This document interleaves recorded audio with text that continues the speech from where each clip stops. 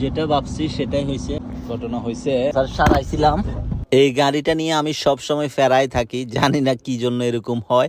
আসরের দিকে এই চাক্কাটা আমি ঠিক করছি, তখন বাতাস চলে যাচ্ছিল।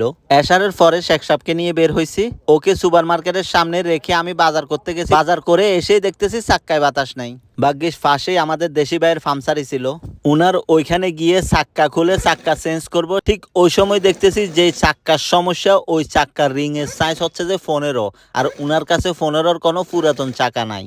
আর আমার কাছে এক্সট্রা 16 নাম্বারের যে রিং আছে ওইটা বাসায়। তো এখন আমি বাসায় কিভাবে আসব? উনি বলতেছে আপনি কিছু করিয়েন না, এখন যত তাড়াতাড়ি সম্ভব গাড়ি চালা আপনি বাসার সামনে গিয়ে গাড়িটা রাখেন, কালকে রিংটা নিয়ে আসিয়েন, আমি একটা টায়ার লাগাই দিব, তখন আপনি নিজে চেঞ্জ করে ফেলিয়েন। এখন উনি আমাকে ফুল করে দিছে বাতাস, আমি খুব উড়াদুরা টেনে কোনো রকম বাসার সামনেই আসছি। যেটা ভাবছি সেটাই হয়েছে, বাসার সামনে আসতে আসতে একদম কভার বসে গেছে।